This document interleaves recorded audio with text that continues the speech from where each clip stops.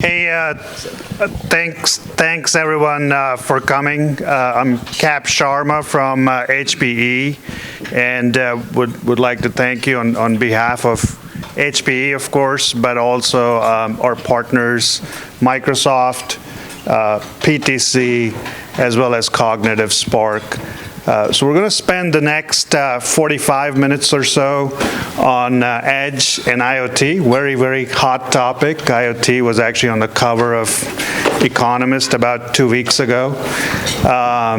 And we're going to do, intros initially. Then we're going to go into kind of what vision each of our companies has around this. And there's a lot of vision and roadmap, but then we're really actually going to go into solutions, use cases, and actual customer implementations, what we're seeing there, based on our experience, etc. And at the end of the 45 minutes, we'll have about 15 minutes for Q&A as well. So hopefully you guys got some food to eat, and we'll get started now. So I'm Cap Sharma. I'm with HPE, and I lead our alliance around the Edge and IoT area. So we do work with some large partners like Microsoft, some industry industry stalwarts in this space like PTC, and then some startups like Cognitive Spark, etc. So Scott Gettinger. I'm with Microsoft, and been with Microsoft a little over 15 years, primarily in a partner management role. And one of the things that I get to do now, which is pretty exciting, is managing partners that basically taking devices and edge to cloud in terms of the IoT solution.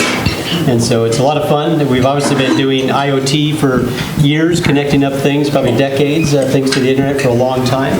But I think if you look at Microsoft really started focusing on this about 5 years ago, and so it's been a lot of fun. Oh, there we go. We have some volume. It's been a lot of fun really seeing that transition and kind of start to see this really start to take off now.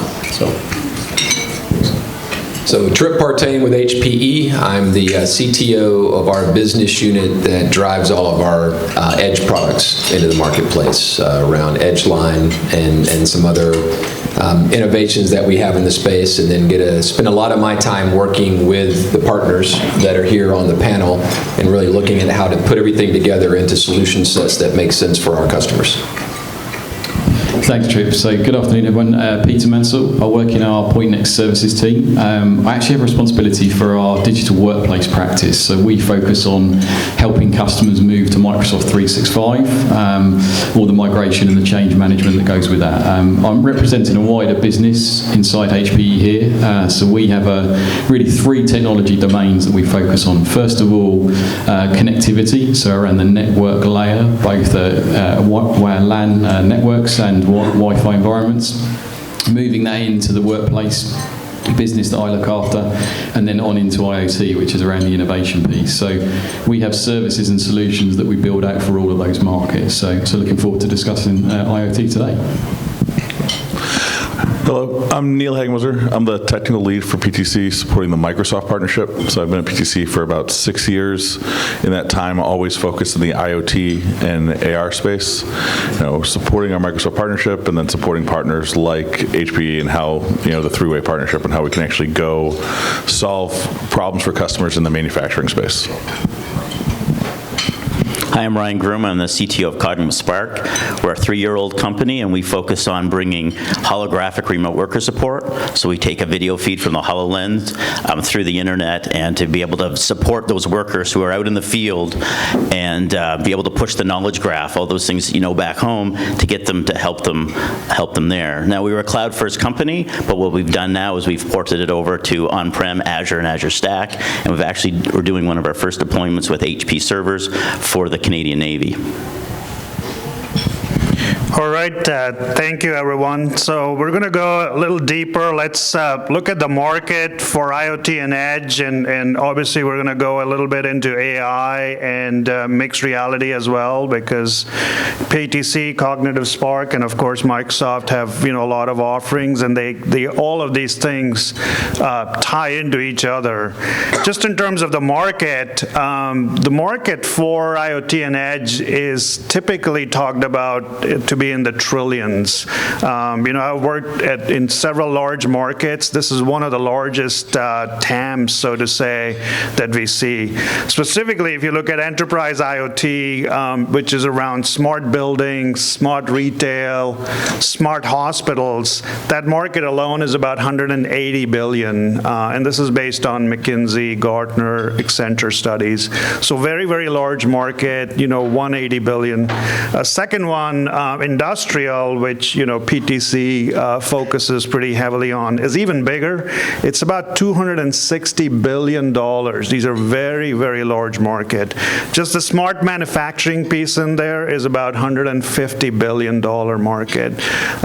Super large. The asset management, so your factory floor, the assets that sit there, it's about $62 billion market. So extremely large markets, and then there's a wide area kind of market. This is how McKinsey divides them. That's about $380 billion market, and that's one around smart fleets, smart power grids, etc. So we're talking about some very, very large markets. The other backdrop I do want to provide here, I'm very much a realist and want to actually see our customers derive business value. The IoT market went from, if you've studied the Gartner hype cycle, it actually peaked a few years ago, and it went from the inflated expectations to, in the latest hype cycle, it's actually in the trough of disillusionment. I see a couple of smiles. And so it was hyped up so much, and now it's actually like I haven't seen the ROI that folks were promising us. And so I do want to set that backdrop and hear from our panelists around what the vision is, and then what use cases that we're now addressing, and what wins we've seen. So we'll start with Microsoft. Scott, can you share what your vision is for Edge and IoT, and how AI and even mixed reality and HoloLens plays into this? Yeah, I think, if you look at it from a vision perspective, we kind of draw this picture and we show cloud, and that really started happening about 10 years ago. You talk about the IoT hype, and that was probably about 5 years ago. And the last couple of years, if you look at it, it's really been a lot about the edge. And that's kind of the current focus. If you look at especially the work we're doing with HPE in terms of the converged edge servers and all the edge input from Microsoft, you're even hearing about the vision in terms of intelligent edge, intelligent cloud. So that's right smack in the middle of it. And I think a lot of the learning was, initially the hype was cloud first, and then you started getting IoT, but you also started realizing that you can't do everything in the cloud. Whether it's latency, whether it's cost, and you're going to have to do some on-prem and at the edge. And so that's been a lot of the focus, really the last couple of years. And as you see it kind of go right now, it's AI in terms of the focus, and if you look at kind of the next phase of this, we're starting to see artificial intelligence coming into the solutions and systems. Even your office workspace has AI built into that. And really the next one after that is kind of the digital twins space, where we're actually modeling the physical world in a digital model, and take that digital model and we can actually control, predict things, and really build things on top of that. And so I think you look at those are the kind of the phases of it, and I think it's interesting in terms of the hype. That's true, but your numbers, if you look at the size of the market, they still are quite large. The 267 billion just in manufacturing alone, which I think is a lot of the focus of the folks on this panel. But also in some of the studies that we've done, it's starting to happen too. I think we're starting to see a tipping point from an IoT perspective, even if you're in the trough of disillusionment. because even over the next couple of years, one of the surveys we did showed that 94% of the companies are going to have implemented something within the next 2 years. So that's at the end of 2021. So we're really starting to see it happen. We spent a number of years working on POCs and pilots, but now we're starting to see deployment. So I do think there is a bit of a tipping point, even though we might be at that trough, but hopefully it's a pretty fast rise up. Great. Thank you. So next one's for Peter. Peter, can you share, HP's overall vision and how it ties into this particular space? Yeah, absolutely. I mean, I think first of all, to start with, you see the opportunity in the space around the edge. In the keynote yesterday, they shared the amount at which we're seeing data expand and the number of connected devices that are out there in the market. So we believe connectivity at the edge and providing services and solutions at the edge is essential for all customers. And just based on the volume of data that we're collecting, there's a need not only to collect and store that data safely, but also to drive meaning and some business value out of it, because there's no benefit unless we can collect that meaning and drive that value for the customer. So we see it as a really important market. We've been focusing on the edge for a long time as a business, and there's probably two real tangible points that I can share with you and investments that we've made. First of all, the acquisition we made of Aruba a number of years ago. So Aruba is our networking and connectivity play and infrastructure play, but also we've made further enhancements and investments in that product portfolio. Particularly around the security layer, so making sure that when connections are made, they're secure, robust, we can check the traffic. So that's kind of area number one that we've made a big investment in. And as a company, our strategy is built around hybrid cloud and the intelligent edge, so we've been focused on it for some time. And in the second area is the work that's really come out of a lot of the Edgeline products that some of my colleagues here today are showcasing. Again, if I take our business back 4 or 5 years, we had kind of mainstream compute and storage that were going to data centers. We've now developed a completely new product line that's built to just go about anywhere. Any environment, multiple locations, and that's built in mind with the environment that we're putting the infrastructure into, but also the software partner that we're working with to deliver that value. And you'll hear from some of the guys on the panel today about the great stuff that we're doing there. So, in some areas, we've got a great position and focus from our business around those two areas. We made some big investments as an organisation, and we just see the need for support for customers. Support and solutions in that space expanding over the next couple of years. Great. Thank you, Peter. So $4 billion investment, which our CEO announced last year, just on Edge and IoT. This is beyond the acquisitions, et cetera, that we've done that Peter mentioned. So this is a big play for us, certainly. For the next question, a quick show of hands. How many of you here are familiar with PTC? Say about 10-20%. All right. So Neil, I guess question for you. You're from PTC. Probably the company that knows most about industrial and IoT and have been doing it 30 years. So can you share your vision of this space, especially based on your experience as a company for the last 30 years in this space? Yeah, no problem. So, in the IoT space, we've really focused on the industrial customers. I mean, a lot of that's who our core customers were at PTC, people who bought our CAD software, in the 80s and continued to buy it. And then we advanced the PLM software, management of the CAD data. We then moved on to servicing software, service like management software. IoT was a natural transition for us. We helped you design the whole product. Let's help you talk to the product after it's in the field. And then AR was a transition for us as well, because once we have all this data, both the data for the design, the data for the manufacturing, the data for the device itself in the field, it's so much data, you need to have a new, unique way of viewing that data. So that's where AR became a really powerful concept for us to start leveraging. What we've done, though, is we've had really great success starting to do in the factory.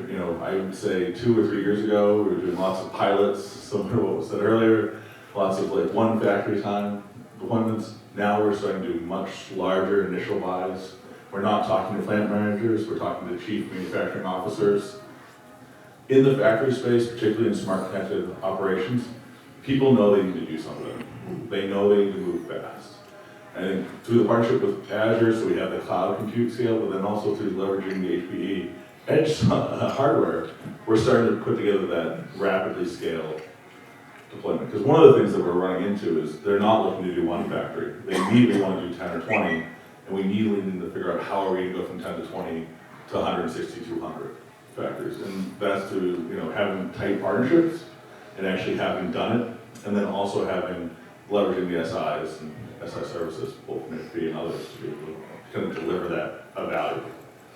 So it's kind of key for us. Great, thank you. We're very excited to have you on the panel. And so, Trip, as HPE's CTO for Edgeline, which is probably at the forefront of all things Edge and IoT, can you share what your vision is, how you see us, helping customers to deliver value in this large market?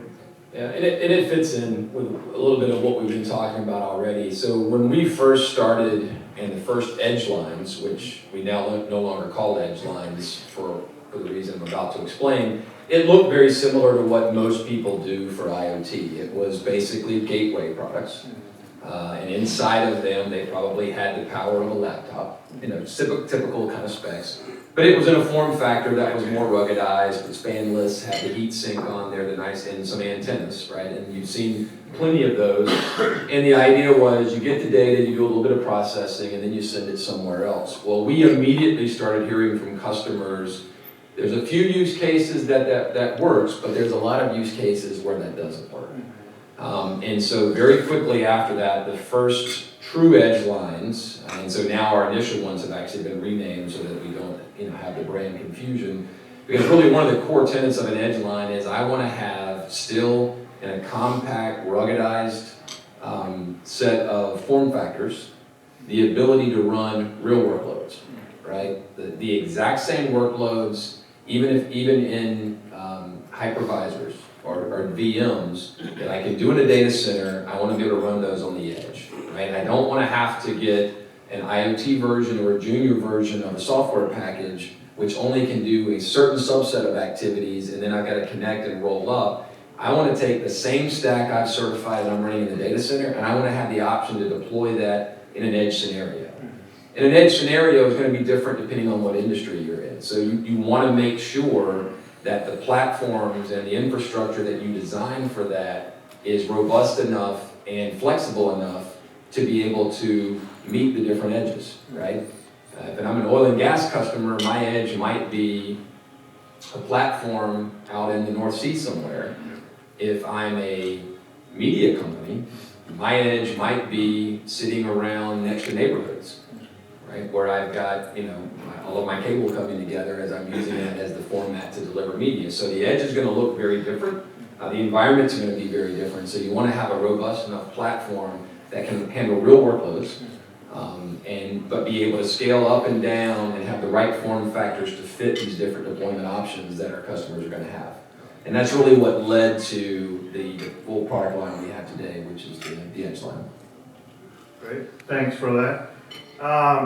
Ryan, we're most excited about startups because that's where a lot of the innovation comes from. So can you share a little bit more about Cognitive Spark and how you see your offerings play in this space? Sure. Usually with mixed reality and holographic type companies, the founders are usually video game experts. They come from the video game world. And actually, our company was founded by security experts. So, and the people that actually write the engine for our product is actually an old security engineer that developed PKI infrastructure. So we take security very, very seriously. Actually, just to sort of deviate from the question a little bit, back in the day, we used to hack industrial installations. We used to have ethical hacking insurance from the Lloyd's of London. And we were paid to actually hack manufacturing plants to see if we could shut the product line down. Could we actually track the sensor data?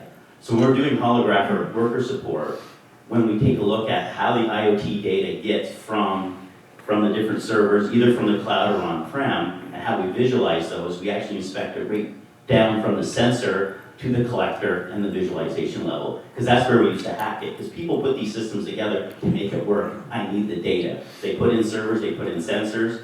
Is the stack secure from end to end? So one thing we do is we support that remote worker, but we want to make sure it's secure.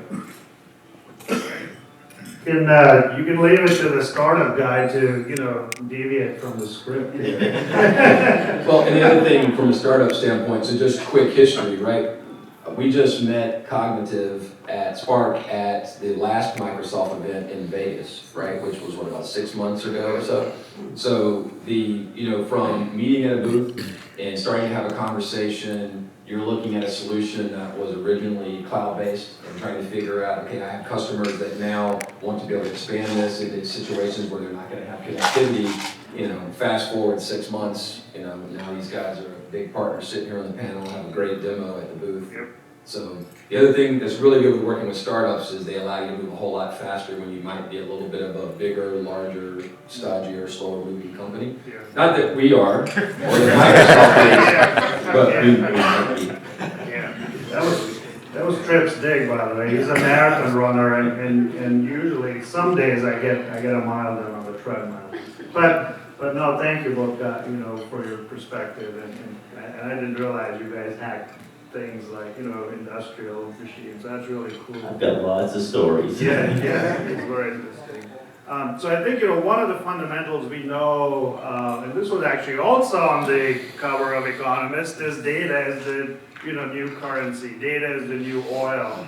And a couple of stats around that. I think, and Satya shared this, yesterday in his keynote. About 40 billion connected devices, 7-8 times the population of humans. So if you think there's a lot of smartphones out there, wait till all these sensors and beacons get lit up and the security around that you need to address. About 80 zettabytes of data. I think it's 80. I wrote this, I might be wrong. Coming out, this is per IDC, so much more than we've ever produced in human history will get produced in the next 5 years. The interesting thing, though, is by 2022, according to Gartner, so just in a couple of years, 75% of all data will be created, outside the data center or outside the cloud. So most of your data is going to come out from the edge. Most of it is going to be, IoT-related data.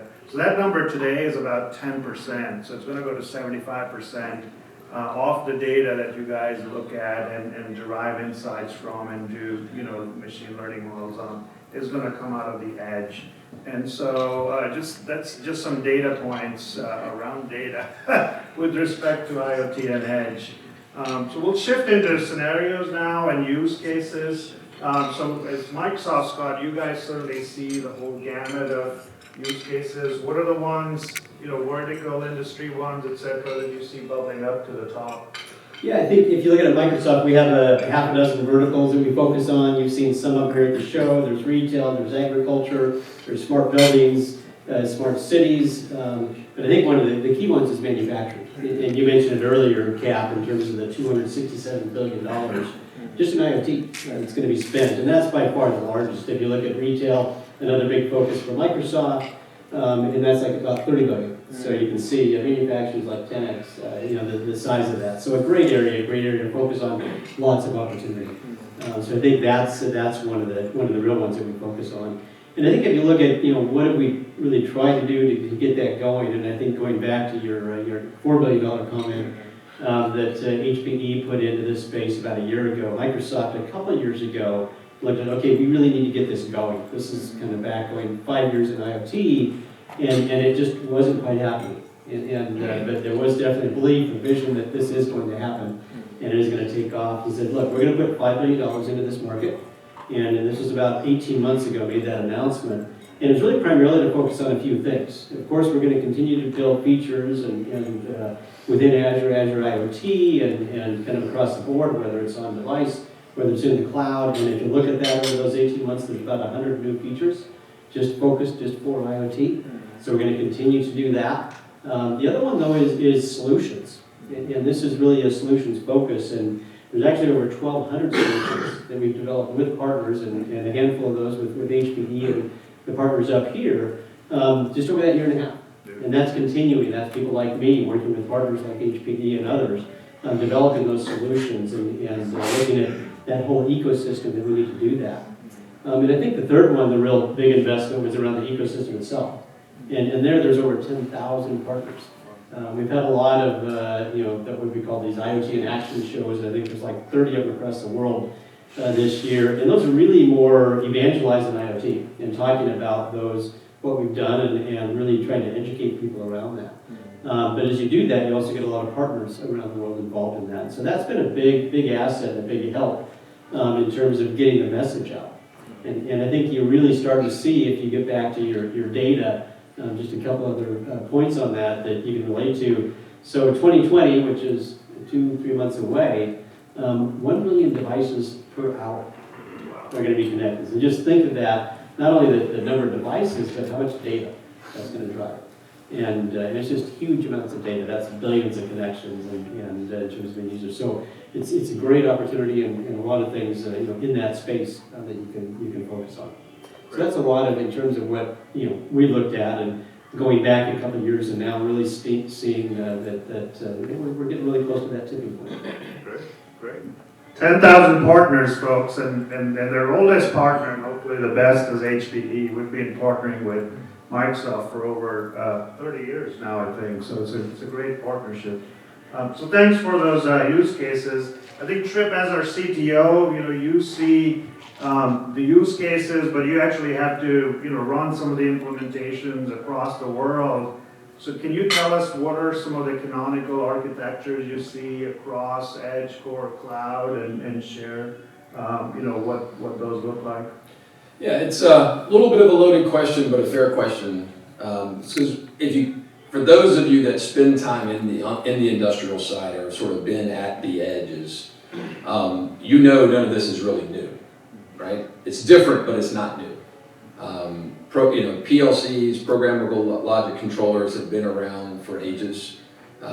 If you go into any industrial area today, you see the plastic box sitting there, you hit it with a hammer and crack it open, it looks like the inside of my Commodore 64 from the 80s. The reality, though, is the folks in the edge don't really care about the technology inside. It's what it's driving. Where the value and the architectures are coming into play now is, so we've had all these individual items that were each built to do a job. And to do a job nonstop 24/7, because if you're not producing, you're not making money, right? So, and each of them were siloed, and most of them are still siloed. So where the value is, how do I start bringing this together? And then at a slightly extrapolated layer, put these data elements together and start to look at them in total and start to understand what used to only be read by a person with 20 or 30 years experience that could look at this dial, look at this lever, look at this, see the steam coming out and go, we're about 10 seconds from downtime, right?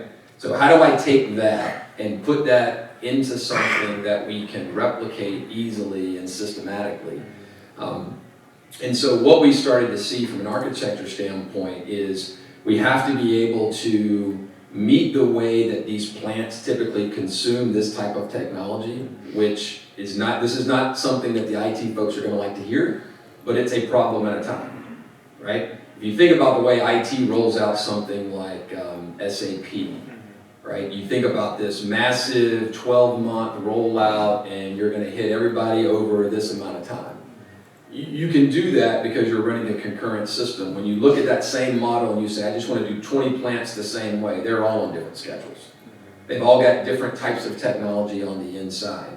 So what we're finding is you need to have an architecture model that allows you, and this is where some of the edge technologies actually help, because you can run full workloads. Like I can take a Microsoft Azure stack, or an HCI, or PTC, then on top of that, even Cognizant. I can take these solutions, have them all on just an edge device that's robust enough to run it all, virtualize, manage, drop that directly into a plant, and that plant, without having to worry about some enterprise connectivity, even though we sell it, and I'd love to sell it, but the reality is, if I can get that plant to get value quicker, the rest of the plants will raise their hand.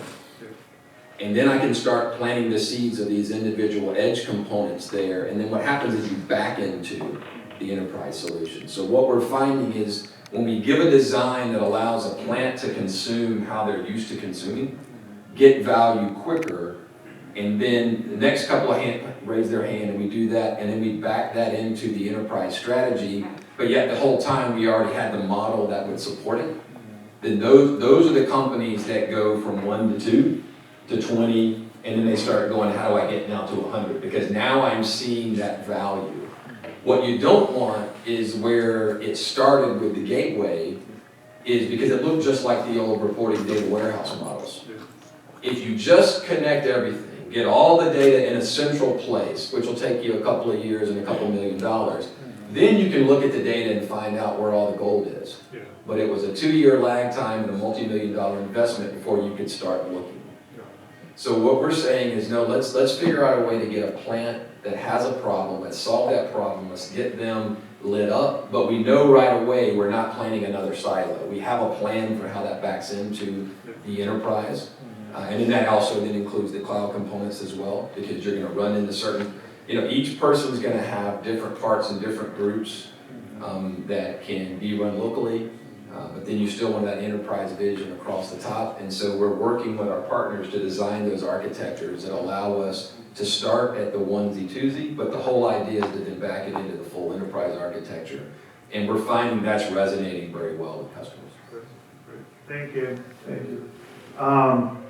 So we have the use cases scenarios, we have a solution from our CTOs, now someone has to actually go do it. So Peter, you represent Point Next and kind of the SI piece within HPE, very large, 25,000 people, about $8 billion in revenues every year. So can you share some experiences, from a services perspective around, IoT actual implementations and maybe even how it ties into kind of an intelligent workplace and mobility scenarios as well?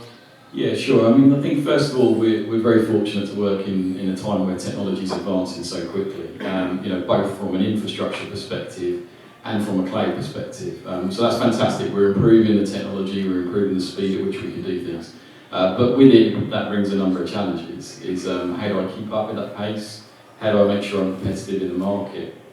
And actually what we see from an IoT perspective is you've really got to bring it back to the business outcome that you're trying to achieve. And there's some great examples from our partners here.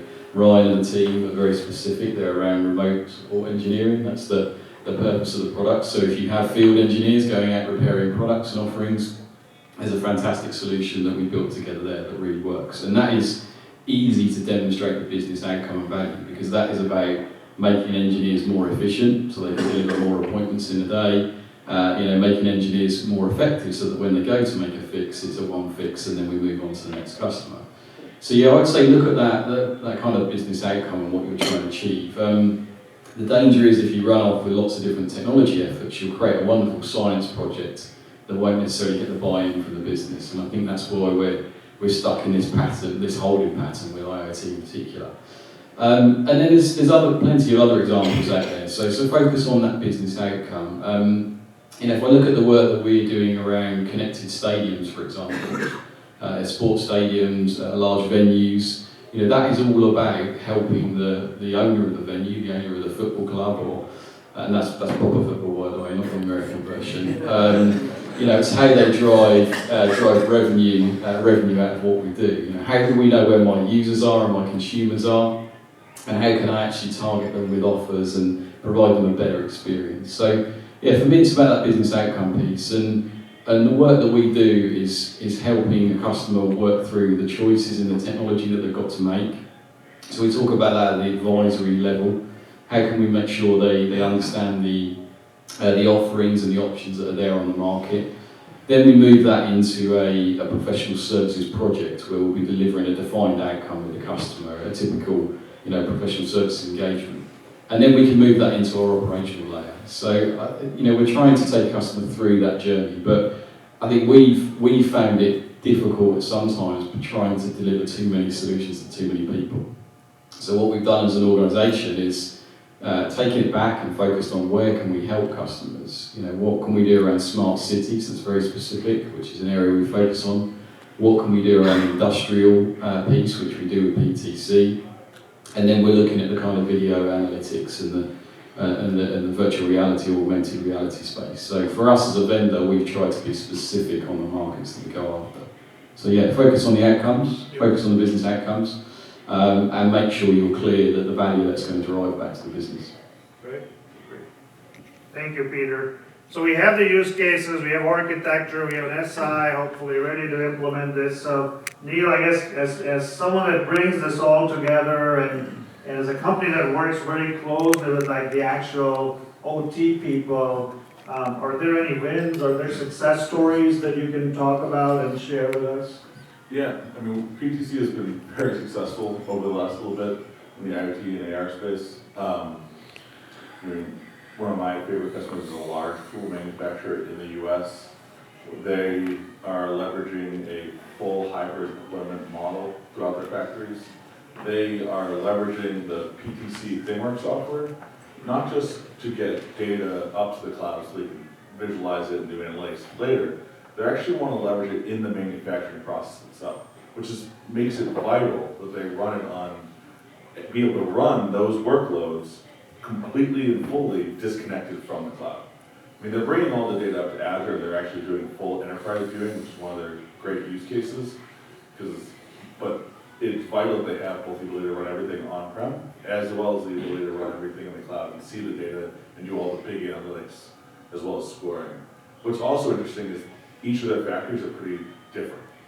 So they were looking to kind of unify the deployment model by choosing kind of like both HPE, PTC hardware, and Azure, so that they would be able to repeat the same configuration across the factories and only have to customize the very edge bit with our Kepler connectivity software to the actual machines themselves.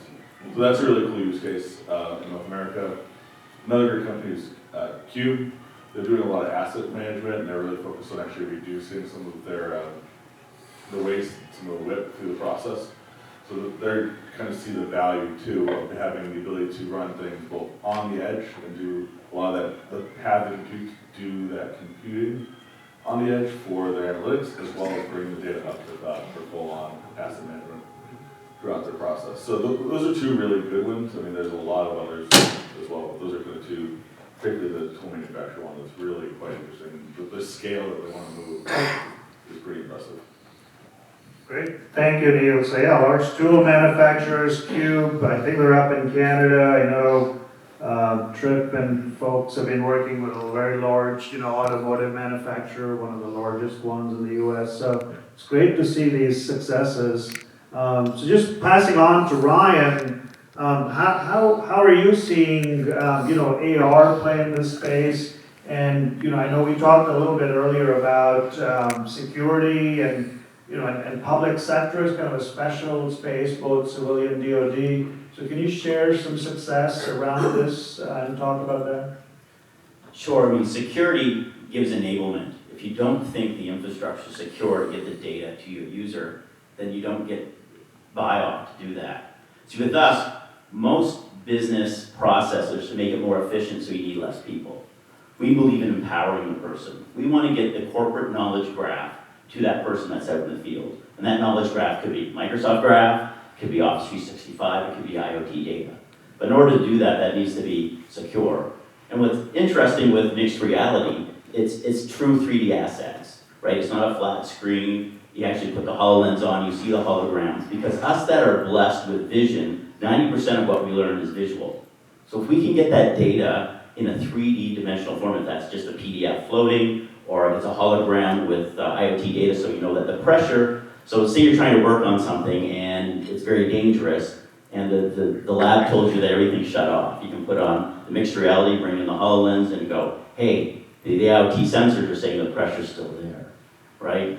So it's very important to do security so you can enable that data at the edge for your user. I mean, what's the ultimate edge? It's the people, right? Your people are at the edge.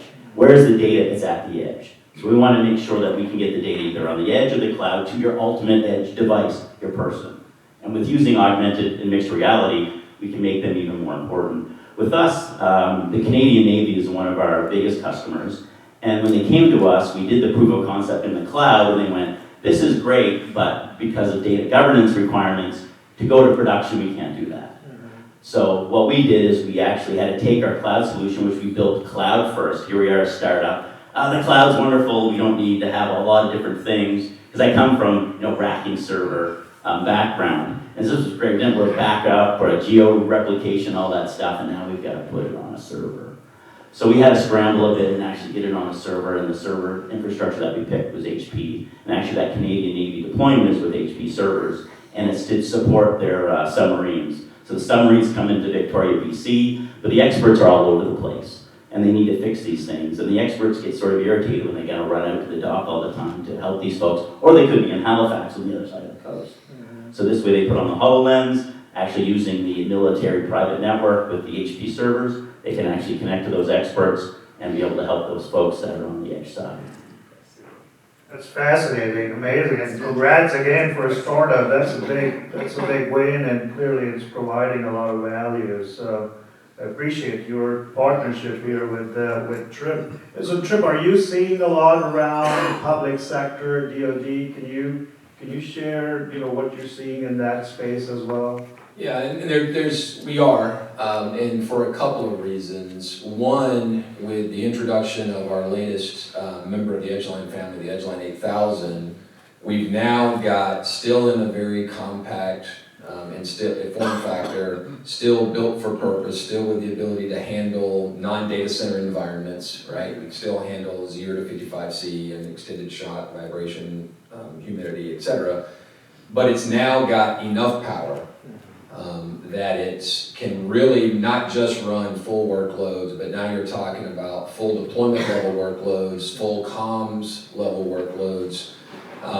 But one of the things, again, if you go back to the tenets of when we created Edgeline, is we also want to pull from all of the R&D and the experience from HPE and the data center, right? So when you see the newest HPE Gen 10 servers, and they talk about Silicon Root of Trust, and you see our latest ILO, which is our out-of-band management capability. So ILO 5 has this next level of security also built in. We take all those same innovations and those go into the Edgeline, right? So that helps from two ways. One, these are already, and I'm just repeating what's already been set out, these are the most secure servers on the planet. And so now I take that and I apply that into an edge form factor. The second thing is, if a customer is already used to managing these types of servers in a data center, you've got that same management capability, which becomes even more important as you start to distribute these servers because they're no longer just in data centers, right? So security is the key, but the manageability is the key. But then you combine the form factor and the fact that, all right, for you techno geeks in the room, you're going to enjoy this part. For those of you that are on the business side, I apologize. But if I fully load one Edgeline 8000, I'm looking at 112 cores, Xeon based, with 6 terabytes of memory and 96 terabytes of storage. And it's in a form factor that I can literally put in an overhead of an airplane. So now when you look at DoD and you start talking about deploying options, I can literally take a fully capable server and literally carry it with me, because I think even with carrying pack, there was like a target of around, is it 50 pounds per hour? So we're really close. We're really close to that. So it's at a carryable weight. It's at a small size. So when the DoD looks at that, one, you've got the deployment options. Two, just like your scenario, okay, when that ship or that sub leaves the dock, what goes inside? So then the form factor, again, is another advantage. And you're talking about massive workloads. And then, of course, what we announced here at Ignite is we already have a 2-node and higher version of the 8000 certified for Azure Stack HCI. But at the end of the year, I'm going to have what I used to call full Azure Stack. Now I'm supposed to call Azure Stack Hub, certified on a 4-node 8000. So you literally could carry a fully certified, capable Azure Stack deployable solution. 2 people could carry that with them on the road, stick it in an overhead. And so now the flexibility of true edge to core to cloud, becomes a reality. But all of that's still based on the core security capabilities that aren't new, that we've proven in the data center for ages, and we're now just applying that into these edge formats. Great. Fantastic. So, we'll open it up to questions now, but just to recap here, as I mentioned, very, very large market, The value has to be shown. So, we would focus on very specific use cases. The solutions have been implemented now, both across, our commercial customers, like Neil shared, as well as public sector customers, like Trip and Ryan talked about. So it is becoming much more real, and I would say it behooves us, for folks in this room that are interested in this space, to use some of the learnings we have here, across both scenarios, architectures, as well as implementations to go get this done. The only other thing I would say is we do have a session where PTC will go much deeper into this up at the HPE booth. So I would encourage you to go look at that. And soon after that, I think we have Ryan with the HoloLens talking about what Cognitive Spark does. And I think it's some of this is in your brochures. Thanks, Urs, for the prompt as well. And a lot of what Tripp's talking about, our converged edge appliances are upstairs in the HPE booth if you want to, touch and feel and see the power of some of these. So thank you for coming. I do want to open it up for questions. I think we have about 7-8 minutes. So if there's any questions, please. Maybe to Tripp and to Scott, you talked about the intelligent edge. At the end, we're sort of talking about some of the Azure stack. I'd love to hear your thoughts on sort of more and more of the use cases that are coming out for Azure Stack. I think in terms of the edge stack use cases, what we've seen, it's primarily been data center focused and there where you basically take what you've developed in the cloud and you can bring that down. That's been really the focus the last several years. I think actually a lot of the work with HPE and kind of what Tripp mentioned in terms of the development on the EL8000, you're seeing more and more where people want those edge-based scenarios and actually stack at the edge, whether it's a military installation, whether it's a large factory or plant installation, whether it's a ship out to sea, something like that where you don't always have that connectivity. So I think that's where a lot of the focus is and a lot of the support and Microsoft making sure that we have IoT connection with IoT Hub that's coming in a couple months in terms of that being implemented within Stack. So those are a lot of the investments that Microsoft's been working on, and it's because of those scenarios that we do see the edge really getting more and more defined as not so small, that even much larger. And so I think that's what we're seeing. Yeah, and I'll add to that a little bit. And I think the way you saw, and this is, I'm going to interpret Microsoft's announcement, but I think it fits in with what I was seeing from customers. So this is not official. This is just Tripp's opinion, which don't ask my wife how much that's worth. But if you look at the way they set up Azure Stack, I think they recognize that there's still certain amounts of capabilities you need at certain levels, right? So you kind of look at the way it's sort of sizing itself, still with the same core underneath, but do I need my full set of services? Do I really need more flexibility around supporting the VMs in that scenario, and then or working down to a true edge? So around Stack and HCI in particular, we've got a couple of scenarios that came up. In some cases, we have corporations, very large corporations. There's an airline, a plane maker that comes to mind, not the ones that are in the room or parts that are in the room, but some others, where they made a decision that that Azure is their core. And they're using cloud where they can use cloud, but where they don't use cloud, they need to be able to migrate these apps down, right? So in that scenario, they need to have the ability to put Stack in as many places as possible because that matches the development and the app migration for what they want to leverage as an enterprise. And we're seeing a few folks in that space. And the DoD has a subsection of their groups that have done very similar things where they've said, these are our platforms, this is our design model, and so anywhere I start with cloud, when I run into cases where I'm in a country with data sovereignty issues or a latency issue, how do I replicate that because I don't want to rebuild the app, right? So that's the second set that fits in.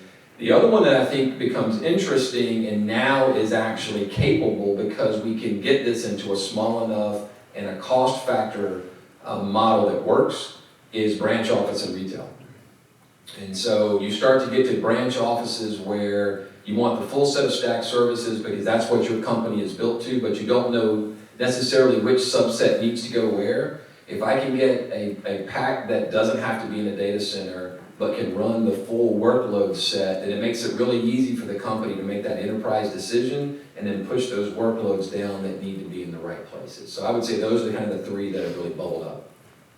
And just to, kind of tie that off, I think if you look at it, Azure Stack, I was up there talking to the folks on the show floor, the Microsoft folks, learned a little bit more myself. But I think you're looking to see Stack more as a family of products and a family of offerings. And so I think that's what you're going to see more and more. And I would expect us to come out with a slide soon that shows Edge, Hub, and HCI and kind of where they fit. Yeah.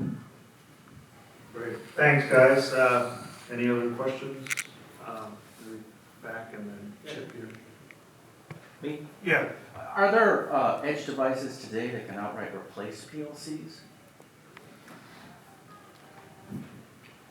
Yes and no. Yes, in terms of capability. Can I run, we're working with PLC manufacturers today that have what they call soft PLC or go to a software-defined architecture. We're testing and running that. And with the Edge line, one of the things I haven't talked about, but it fits into this question, is one of the interesting capabilities we're doing is we can actually converge and put OT control capabilities directly into the devices. In some cases, we support the PXI standard that's been out there with folks like National Instruments and others. In other cases, we're building our own, so I can actually have an edge device that has a direct CAN bus connectivity in it, and I can literally plug it into the car door and talk in real time. But some of the fit for purpose, the way the redundancy is built on certain PLCs, or the fact that they're built with such a simple set of ladder logic that it almost never goes down because it's really only doing 5 things. That part is a little hard when you build a system that can do a lot more, because as you know, eventually we've yet to figure out, or very, very few IT systems don't have to be rebooted every once in a while. And very few of them are built so that even while it reboots, we're going to automatically keep the network connectivity up so that I'm not going to do what I'm supposed to do for the next 30 seconds during a reboot, but everything north and south can continue to flow through because you start to get that daisy chain effect when you're in the OT world. So I don't think we've perfected that model, but in cases where it's not directly in line, then we can absolutely run PLC control systems on what used to be considered IT and now IoT type systems. But I would still say the use case needs to match up because it's not perfected yet. Not plug and play yet. No.